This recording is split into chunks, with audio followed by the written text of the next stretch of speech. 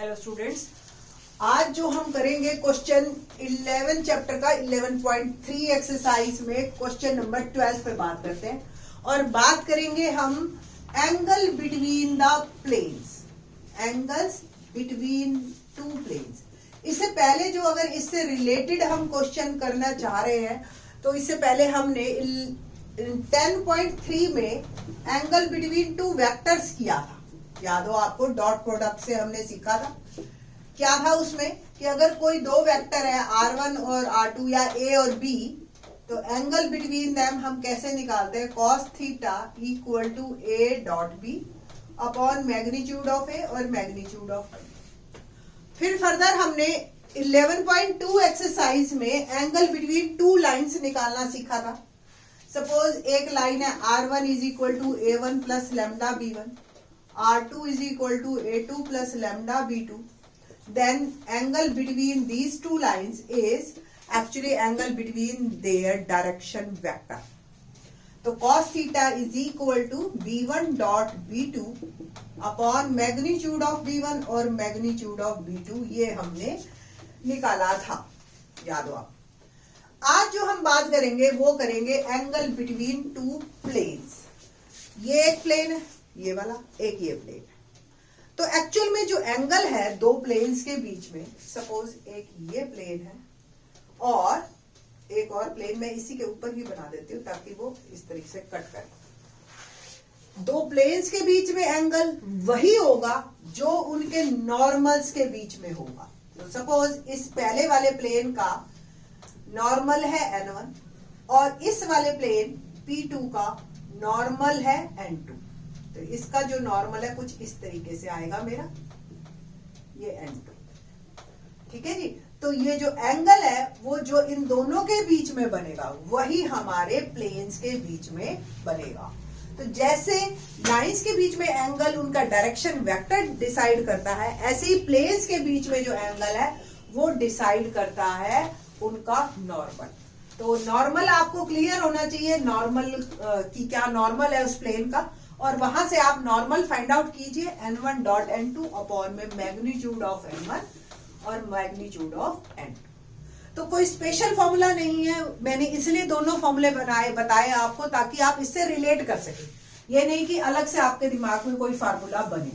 तो same formula है, हाँ, but angle between a plane and a line, ये जो है आपका एंगल डिफरेंट देगा। सपोज एक ये प्लेन है P1 और ये एक लाइन है, ठीक है जी। इन दोनों के बीच में जो एंगल है वो कैसे निकालेंगे आप? क्योंकि प्लेन तो अपने आप में काफी बड़ा है, ठीक है। तो प्लेन का जो नॉर्मल है, ये सपोज प्लेन की लाइन है और ये नॉर्मल है, तो ये जो अगर मेरे को एंगल निकालना है प्लेन और लाइन के बीच में, तो हम उसके N1 और ये लाइन, सपोज लाइन में थोड़ी सी ऐसे बना देती हूँ ताकि आपको क्लियर हो। ये लाइन है आप L1, ये थीटा, ठीक है जी। और ये मेरा नॉर्मल है इसके ऊपर, इनफैक्ट नॉर्मल ऐसे, ये N1। तो लाइन और नॉर्मल के बीच में एंगल क्या बना? 90 माइनस थीटा।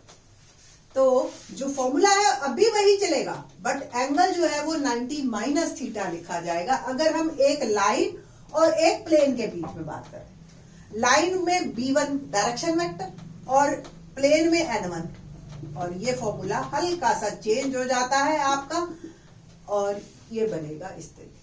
तो जो angle between line and a plane cos 90 minus theta sin theta माना जाएगा, और B1 dot N1 upon magnitude of B1 और मैग्नीट्यूड ऑफ N1। इससे रिलेटेड हमारे पास क्वेश्चन नहीं है, बट पेपर में ये क्वेश्चन आता है और आपकी बुक में NCERT में है example number 25, page number 492। Page number 492 पे एग्जाम्पल 25 आपका angle between line and a plane है, ठीक है। और एक्सरसाइज में इससे रिलेट क्वेश्चन नहीं दे रखा रिलेटेड, तो इसको आप एग्जाम्पल के थ्रू ही कर लेना। नाउ अब एक्सरसाइज में क्वेश्चन नंबर 12 पे बात करते हैं। क्या क्वेश्चन है कि we have given two planes पहला प्लेन है, find the angle between two plane. पहला plane r dot 2i plus 2j minus 3k is equal to 5। Find दूसरी इक्वेशन जो है हमारे पास r dot 3i minus 3j plus 5k is equal to 3। ये जो इक्वेशन दे रखी है वो दे रखी है r डॉट n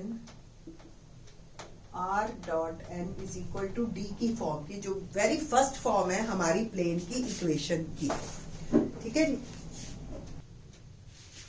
ये जो d है ये हम तब पहचानते हैं जब ये नॉर्मल वेक्टर हो, तो या तो आप नॉर्मल वेक्टर बनाओ, बट यहाँ पे हमें d की जरूरत नहीं है, हम सिर्फ इस नॉर्मल वेक्टर से गुजारा कर लेंगे। तो it can be written as like this, और यहां से हम एक नॉर्मल वेक्टर का सेपरेट कर लेते हैं, जिससे कि मेरा जो पर्पस है एंगल फाइंड आउट करने का वो सॉल्व हो जाए। तो here n1 is 2i plus 2j minus 3k, n2 is 3i minus 3j plus 5k।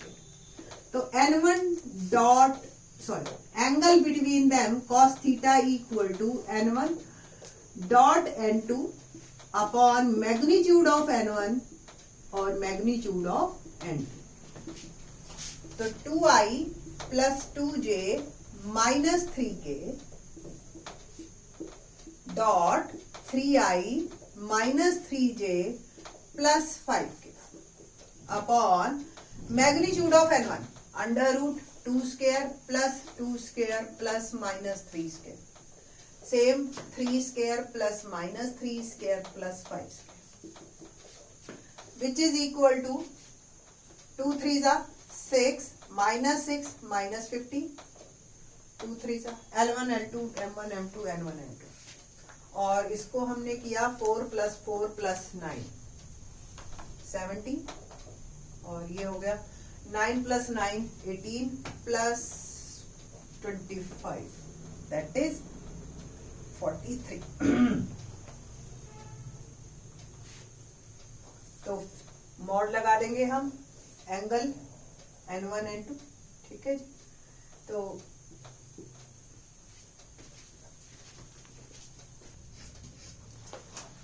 cos theta के साथ इसका मॉड भी लगाना है, तो एंगल इज एक्यूट 1। ठीक है, तो यहां से आपका मॉड, तो माइनस 15 बिकम 15, और इसको अंडर रूट क्योंकि दोनों ही प्राइम नंबर है। 17 3 51 5 17 4 68 और 5 हो गया 73, तो 731 root 731 15 upon root 731 that is my answer. तो एंगल जो है आपने लिखना है theta is equal to cos inverse 15 upon root 731, यहां पे आपका ब्रैकेट। ठीक है जी। तो ये आपका आंसर है एंगल बिटवीन टू प्लेन्स। ठीक। Now question number 13, very interesting one. 13 question में आपको प्लेन्स की इक्वेशन दे रखी है इन कार्टेशियन फॉर्म, और कार्टेशियन फॉर्म में देके वो पूछ रहे हैं कि बताइए ये प्लेन्स आपस में पैरेलल है, परपेंडिकुलर है, या क्या एंगल है। तो सिंपल सी बात है, आपका एंगल ही डिसाइड करता है। अगर cos थीटा आपका 0 आ गया तो इट मींस जो cos थीटा की value 0, theta become cos inverse 0 and planes are, बताइए 0 कब होता है, परपेंडिकुलर, है ना। सेकंड, cos थीटा अगर 1 आ गया, theta cos inverse 1, that is planes are parallel. And the third one is जो भी एंगल आएगा आप उसके बीच में एंगल निकाल देंगे।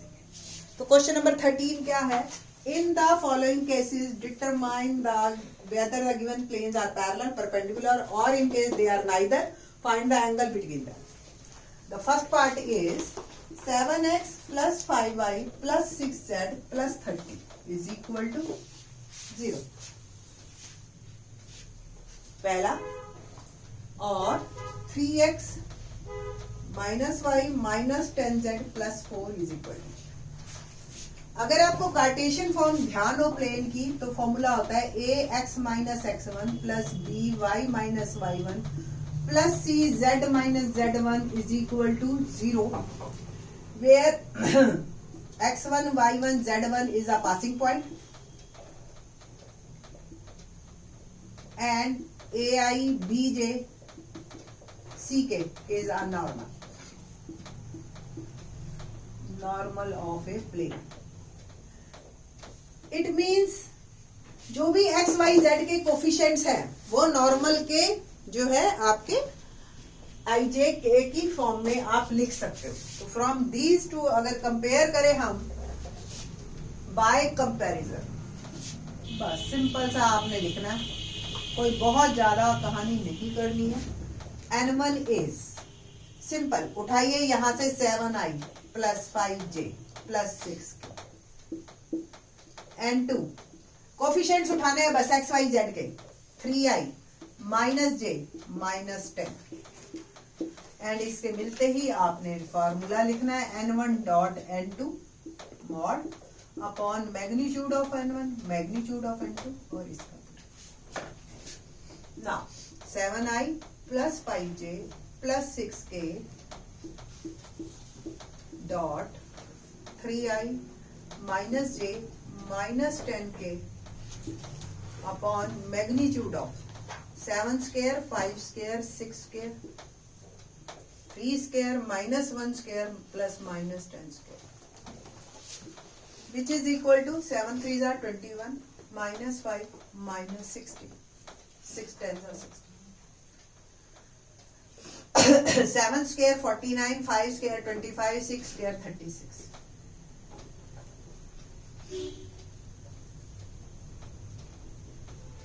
110 3 square 9 plus 1 10 और 10 square 100 110 और इसका मॉड 65 में से 21 का है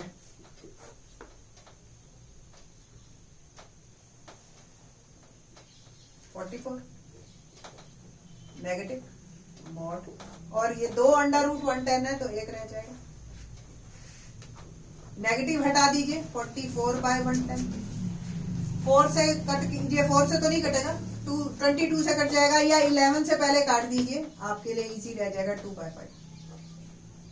सो the cos theta is equal to 2 by 5. तो थीटा क्या आ गया cos inverse 2 by 5 is my answer. ना तो ये पैरेलल है ना ही परपेंडिकुलर है और angle between them cos inverse 2 by 5. ये है आपका आंसर. बाकी के क्वेश्चन सारे पार्ट्स इसी तरीके से करने हैं. होप सो आपको समझ आ गए होंगे. बाकी के questions in the next video. Thanks.